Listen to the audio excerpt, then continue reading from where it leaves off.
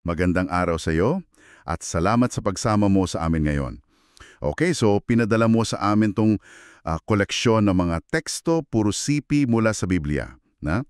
At parang umiikot lahat sa iisang paksa. Oo. Kaya ang mission natin ngayon, himayin natin to ng malaliman, tingnan natin kung paano sila nakakakonekta, at kung ano ba yung buong larawan na gusto nilang ipinta. Sige. At ang pinakatanong lang naman na sasagutin natin, based lang dito sa binigay mong materyales, ay sino o ano nga ba si Hesukristo? At sige, mula sa mga sipi na pinili mo, parang may tatlong malalaking tema na lumilitaw. Para silang mga haligi, no? Okay. Una, si Jesus bilang ang salita. Isang idea na parang nandyan na bago pa ang lahat. Pangalawa, si Jesus bilang ang manlilikha. At pangatlo, si Jesus bilang ang buhay. Okay. Salita, manlilikha, buhay. Oo, susundan natin yung tatlong yan gamit yung mismong mga versikulong pinili mo para makita natin kung saan tayo dadalhin nito. Okay, sige, game. Unahin natin yung una. Yung konsepto na si Jesus ay ang salita. Prangkapakinggan, pero parang anlalim. Ano ba talagang ibig sabihin niyan? Di ba? Kasi binabasa ko rito yung Juan 1:1 at grabe yung pambungad. Nang pasimula, naroon ang salita. Ang salita ay kasama ng Diyos at ang salita ay Diyos. Ang bigat. Napakabigat na statement agad. Tapos, para hindi lang siya manatiling abstract, dinugtungan agad sa Juan 1:14 at ang salita ay naging tao at nanirahan sa piling natin. Yun! Para mula sa isang cosmic na idea, biglang naging tao. Naging kapitbahay mo, di ba? Tumpak at ang ganda ng pagkakalatag ng mga teksto mo kasi pinapakita nito na yung ideyang yan hindi siya basta lumitaw lang sa bagong tipan. May ugat siya. May malalim siyang ugat sa lumang tipan. Halimbawa, yung Kawikaan Kabanata 8 na sinama mo, di ba? Oo. Nandun yung paglalarawan sa karunungan bilang parang isang persona na kasama na ng Diyos bago pa niya likhain ang mundo. Sabi doon sa verse 22, bago pa niya nilikha ang lupa, ako ay itinatag na. Wow. At ang mas matindi pa, sa verse 30, tinawag niya sarili niya na dalubhasang manggagawa sa tabi ng Diyos. So, teka, ang sinasabi mo ba, yung salita sa Ebanghelyo ni Juan, parang kinuha niya yung dating konsepto ng karunungan na alam na ng lahat? Oo, na iginagalang na. At buong tapang niyang sinabi na, uy, yung karunungan niyan, may pangalan na siya, may mukha, at nakasama natin. Eksakto. Kinuha niya yung isang pamilyar na theological na konsepto at binigyan niya ng laman at buto. Grabe yung reframe na yon. At dito napapasok yung isa mo pang sipit, yung 1.1.1. Parang testimonya to eh. Sabi roon, isinulat namin sa inyo ang tungkol sa salita na nagbibigay buhay. Na naroon na mula sa simula. Oo. Tapos pakinggan mo to. Narinig namin siya, nakita ng aming mga mata, napagmasdan at nahawakan ng aming mga kamay? Yun yung pagiging konkreto niya, no? Hindi na lang siya isang idea sa isip. Hindi na. Naging isang karanasan na siya, physical, personal. At siguro yun din yung koneksyon kung bakit napakalakas nung sinabi ni Jesus sa Juan, Kabanata 6, na ako ang tinapay ng buhay. Magandang koneksyon yan. Kasi mula sa salita, naging tao, tapos ngayon tinapay. Parang kinokonekta niya yung espiritual sa isang bagay na kailangan natin araw-araw para mabuhay. Oo, yung narrative arc mula sa walang hanggang salita, papunta sa taong naglalakad sa lupa, tapos sa simbolikong tinapay, napakalakas. Oo nga, isang tangible na salita. Pero parang tinutulak pa to ng mga sources mo. Kasi isang bagay yung nandun ka sa paglikha. Tama. Pero ibang usapan na kung ikaw mismo yung dahilan ng paglikha, diba? Paano ba to inilalarawan ng mga teksto mo? Dito talaga lumalabas yung bigat ng mga sinasabi nila. Kasi yung mga sipi mo walang paligoy-ligoy. Direkta. Direkta. Sa Juan 1.3, sabi, ang lahat ng bagay ay nilikha sa pamamagitan niya. At walang anumang nalikha nang hindi sa pamamagitan niya. Walang anumang nalikha. Absolute. Walang exception. Wala, all-encompassing. At parang dinagdagan pa yan sa Colossians 1:16 na para sa akin mas matindi pa. Oo, yung sa Colosas. Sabi rito, sapagkat sa pamamagitan niya nilikha ang lahat ng nasa langit at nasa lupa. Okay, malinaw yon. Pero yung huling bahagi, Ang lahat ng bagay ay nilikha sa pamamagitan niya at para sa kanya. Yun. Yung para sa kanya, parang napakalaking escalation nun. Hindi lang siya yung tool, siya pala yung buong punto. Napakabigat na claim nun. Ibig sabihin, ayon dyan, yung mismong purpose ng existence nakasentro sa kanya. Oo. At para patibayin pa, dinagdag sa Hebreo 1.2 na sa pamamagitan ng anak, nilikha ng Diyos ang sanlibutan. Okay. So, kung ganyan kalaki yung papel niya, ang natural na kasunod na tanong ay, ano na yung relasyon niya sa Diyos Ama? Eksakto. At dyan na tayo dadalhin sa isa sa mga pinaka-controversial at siguro pinakamapanganib na pahayag sa buong koleksyon mo. Alam ko na to. Juan 10:30. Yung napakaikling pangungusap pero parang sumabog ang lahat. Yun nga. Ako at ang Ama ay isa. Ang simple pakinggan, no?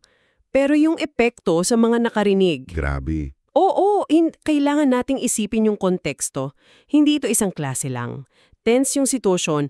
Ayon sa kasunod ng mga bensikulo, ang reaksyon nila, hindi pagtatanong. Hindi paglilinaw. Hindi. Ang reaksyon nila, dinampot muli ng mga Hudyo ang mga bato upang batuhin siya. Agad-agad. Wow. Madaling basahin yan ngayon.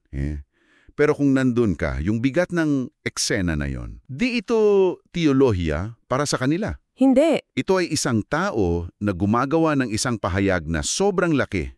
Kaya ang tanging sagot na naisip nila ay yung pinakamabigat na parusa para sa pamumusong. At nilinaw pa nila kung bakit, di ba?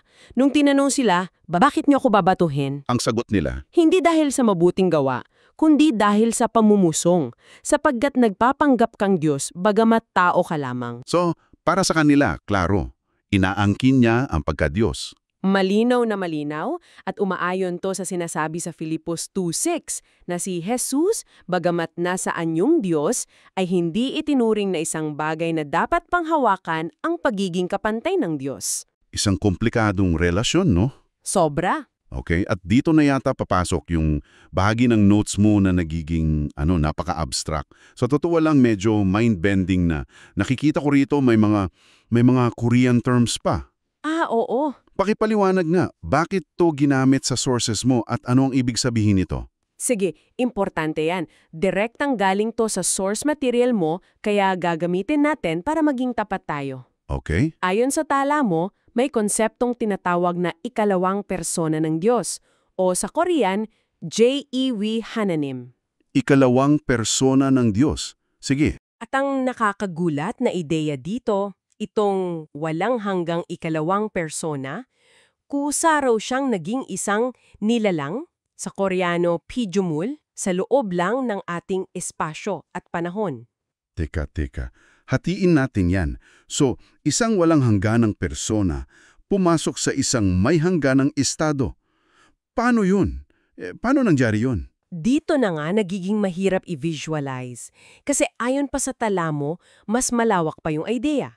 Ang buong sangnilika, lahat ng bituin, lahat ng galaxy, bawat isa sa atin, umiiral daw sa loob mismo ng ikalawang persona na ito. Sa loob. Sa loob, isikin mo parang di lang siya yung pintor ng universo. Siya rin mismo yung canvas. Lahat ng nangyayari sa loob niya. Wow. Okay.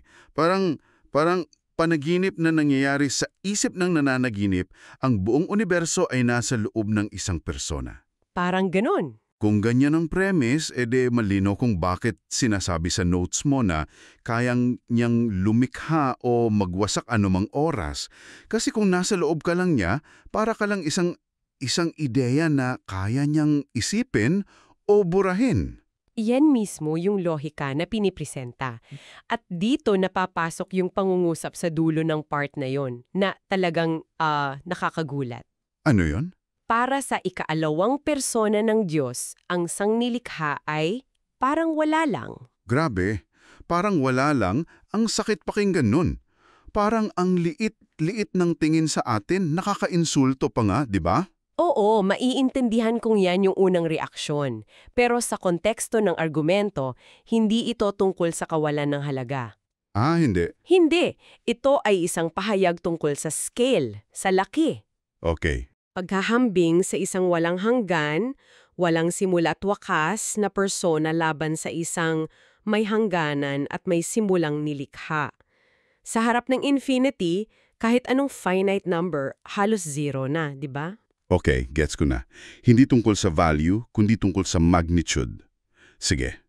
Pero nagiiwan pa rin to ng isang malaking tanong. Ano yon? Kung ganun kalawak yung manlilikha na to, na ang buong universo ay parang wala lang sa kanya, paano siya naging ang buhay para sa atin? Sa mga individual, paano nag-connect yung cosmic sa personal? At yan na yung pangatlong haligi natin. At yung tulay, yung konsepto ng buhay na walang hanggan. Nagsisimula to sa pinakasikat na bersikulo sa buong mundo. Nakasama rin sa sources mo, yung Juan 3:16. Siyempre. Upang ang sino mang sumasampalataya sa kanya ay hindi mapahamak kundi magkaroon ng buhay na walang hanggan. Bigla, yung manlilikha na napakalayo, nag-aalok ng isang napaka-personal na daan. At hindi lang siya nag-aalok, no? Pinalakas pa niya to sa mga ako ang napahayag. Oo, yung mga I am statements. Tulad ng nasa Juan 11:25, ako ang muling pagkabuhay at ang buhay. O yung sa Juan 14:6, ako ang daan, ang katotohanan at ang buhay. Ang bigat ng mga pahayag na yan. Sobra.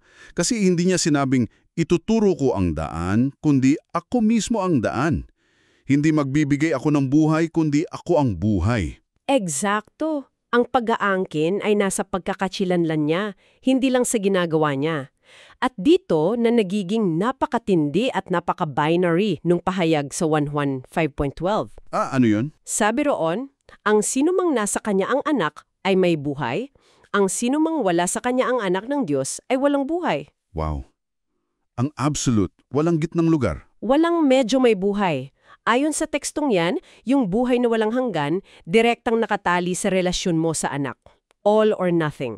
Sige, at ngayon punta tayo sa konklusyon na binuo sa mga dokumento mo. At gusto kong linawin sa iyo bilang nakikinig na sinusuri natin dito yung argumento ng source material, ha? Tama, hindi ito personal na opinyon. Oo. Paano nito pinag-iisa lahat ng konseptong to? Okay. Ang mga tala mo nagtatapos sa isang napakalakas at siguro para sa iba, mahirap na konklusyon. Ang sabi doon, ang sanglilikha raw ay para kay Jesus. Okay. At yung mga nilalang na hindi umiiral para sa kanya o tumatanggi sa layunin niyon ay itatapon daw sa lawan ng apoy. Yan ay isang napakatapang na pahayag. Oo, at ayon pa rito, tanging yung mga nilalang na sumusunod kay Jesus ang maliligtas. Ipinakita niya raw yung paraan sa buhay niya at yung pagsunod sa halimbawa niya ang tanging daan. Okay. So ang lohika ng argumento kung susundan natin ay, dahil siya ang nag-iisang daan para mabuhay ng walang hanggan, siya na mismo ang buhay ng mga nilalang. Siya yung simula, gitna at dulo ayon sa pananaw na ito. Yun ang ipinipinta. Kaya kung pagtatagni-tagniin natin lahat, no, mula sa isang walang hanggang salita na naging tao, tapos naging manilikha, hindi lang ahekte kundi yung layunin ng universo, at sa huli, bumaba sa isang napaka-personal na alok. Siya bilang yung tanging source ng buhay na walang hanggan. Isang paglalakbay mula sa cosmic creation hanggang sa personal na kaligtasan. Grabe. At habang tinatapos natin to, may isang panghuling kaisipan mula sa mga tala mo na gusto kong iwan sa'yo. Sige. Isa sa mga konklusyon doon ay ito. Ang isang nilalang ay hindi kayang lubusang unawain ang Diyos.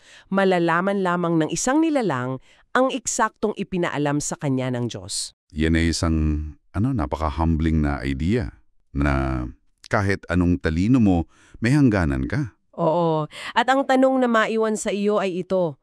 Kung ang pinag-aaralan natin ay isang persona na inilalarawan bilang walang hanggan, ano ang kahulugan para sa iyo ng konsepto na malaman lamang ang sapat, yung bahagi lang na ipinahayag, sa halip na malaman ang kabuuan? Paano nito binabago yung paghahanap mo ng kaalaman? Eksakto. Hindi lang sa paksang ito, kundi sa anumang malalaking tanong sa buhay.